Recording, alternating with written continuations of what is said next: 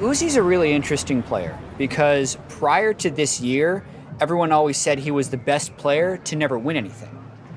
But he's now won an LPL title, has a chance to win an international MSI title, and that would propel him forward into the conversation in a very strong way. And this year I feel like he's understood how he, as well as his team, have to be very good in order for him to get recognition. Uzi is playing the best that he ever has in his career. Normally when you have a domestic split from Uzi, he still makes a lot of uncharacteristic mistakes that you don't normally see from him on an international stage, but he was just a completely different animal. It used to be before that Uzi was kind of this mad dog on a leash and his team just kind of held the leash back. This time around he's more of the leading sled dog, you know, charging forward to victory and really paving the path for RNG.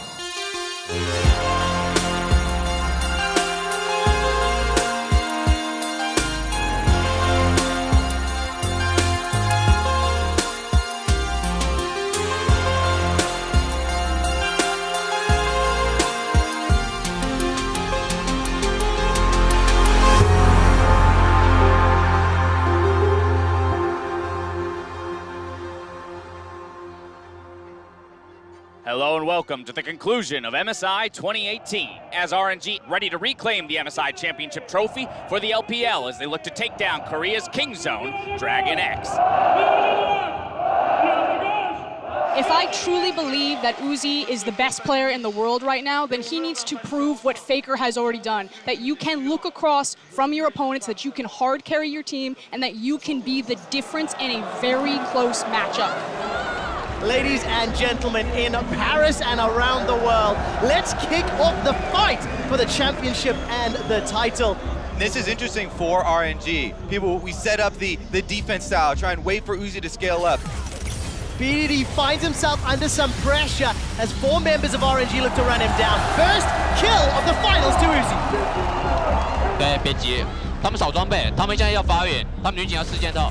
Tanks full steam ahead. They're gonna go for the dive. Prayers, no flash available. King Zone got trapped, and Uzi gets a double kill. 5-0-3. This might be it. A multi-man stun from BDD's bought some time, but nobody is even touched. RNG are destroying, dismantling, deconstructing King Zone, and as King Zone run for their lives, Uzi goes godlike, takes down the inhibitor turret, and turns his attention to the Nexus turrets. And RNG are 1-0 up. Perfect start for RNG. What's interesting about the LPL in general, and especially Royal Never Give Up, is that they've kind of always been like this. They go to the international tournament, and all the way back to 2014, they would just play Raise the Puppy, protect Uzi. And it's interesting because in the context of the best teams of the world, you would always say that the team who plays multiple styles, that is triple threat team, is always going to have an advantage because they can play to that diversity, they can change up their playbook. We're loading up onto the Rift. It is game 2. It's another double tank comp on the side of RNG. Yeah, it's another comp where protecting Uzi is gonna be the big objective for them. They're very low. Uzi's also almost dead if they can just get to him. Oh, keep an eye on him. 400 hit points. BDD's looking for targets to Blade Surge. Not going to be able to find the stun though as Casters on the front line. The last remaining full HP tank. Pod gets the rupture onto Let Me. There's at the back end. There's a 2-for-1. Royal Never Give Up have lost this fight. More victims will fall. Got him. King Zone ace. Royal Never Give Up. 没关系，没关系。可惜。这个阵容确实伤害不太足。对，可惜。没关系。King Zone are gonna be able to take the Nexus. 没关系。没关系，加油！ King Zone melts through Royal Never Give Up and even the series 1-1. In sports, and also in League of Legends, it's usually seen as an insult to be called one-dimensional. Every team that does something really well, you go into the playoffs, and because you only do one thing, someone counters you, and then you lose. And like, oh man, they really just have to be a more complete team. And for so long, that's been the criticism of Uzi. That's been the criticism of RNG. You can't win by funneling all your resources into one dude and just letting him carry. But that's how they won LPL. And if they win MSI, I think they can actually start changing that conversation.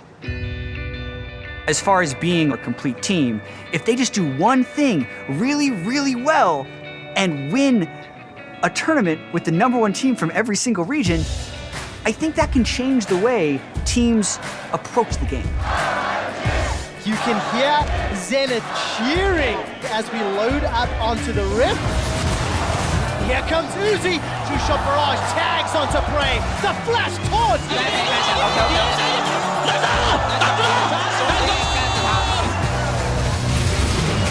Whoa, whoa, whoa, whoa, whoa. Wow, Uzi manages to use that arcade shift. Now he's exhausted. Here comes Khan. Standing on to fight some time. Uzi manages to get down that arcade shift. Levy goes down by the torch. But there's enough damage going out. Now Levy's in trouble. He gets chopped down, taken out, and killed by Prey's auto attack.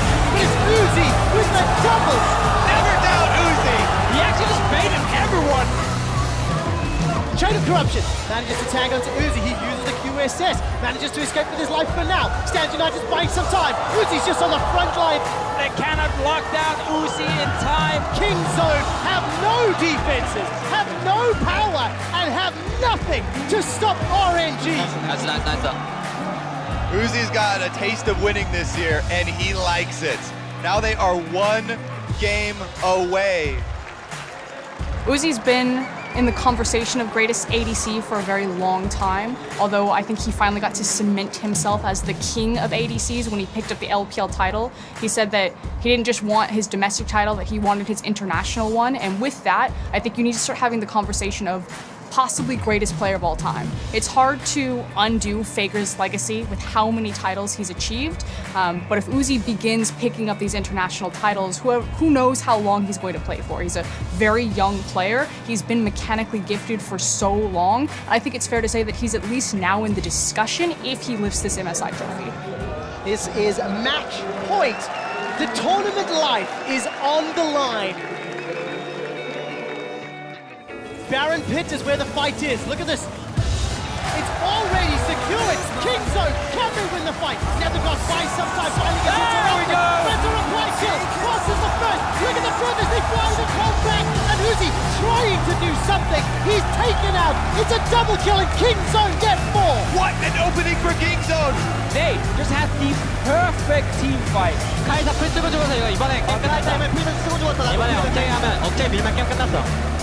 The only positive for RNG is that Uzi is actually strong enough to take a team fight.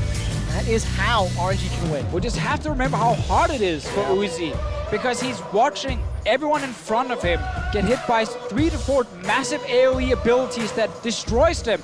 So he needs to play team fights perfectly. 你们真的要打团一起往前冲一点，不然他们后排伤害太高了。我直接冲他们后排了要。对吗？对，我要直接冲他们后排，不然我们赢不了团的。 RNG inside the Baron Pit. Superman is down the way. Look at the fight. That's already a kill.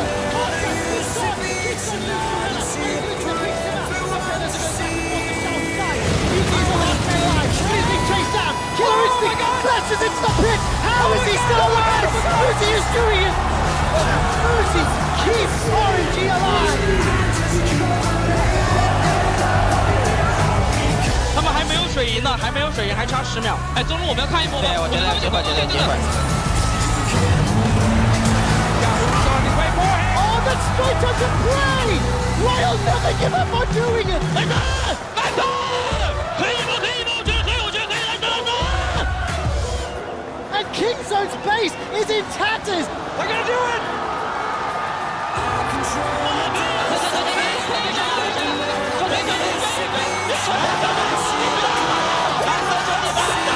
Royal never give up. Rule the world.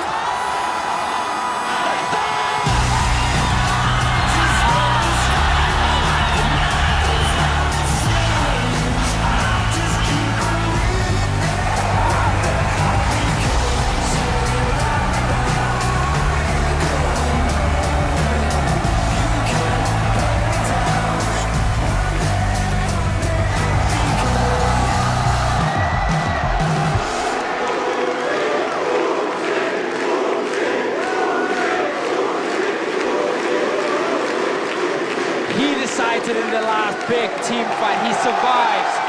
What a year for the best player in the world, Uzi.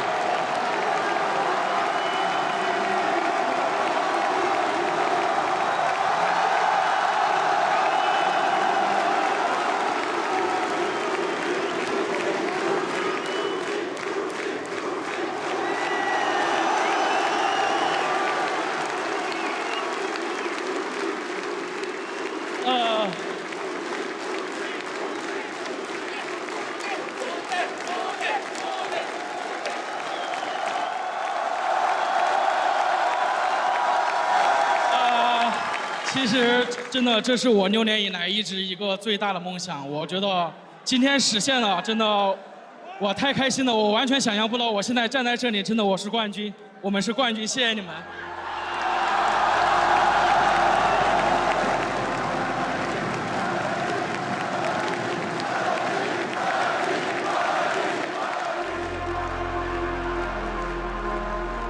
They've constantly been second place behind Korea. You know, maybe you take 2015 out of there, the collapse of the LPL. It was then 2016, the rebuilding, 2017, the re-emergence of the LPL, and now 2018, you know, coming to reign their dominance. He's vindicated China and himself. You know, it's no more second place. It's grabbing hold of the first place and proving that they truly are the best region in the world. 你有很期待现在抱着这个奖杯回到中国，回到上海。非常的期待，因为我们俱乐部也有很多的奖杯，但是世界赛的奖杯还没有。我觉得这个就是当有人去参观我们俱乐部的时候，我觉得这个真的是非常强大的一个奖杯。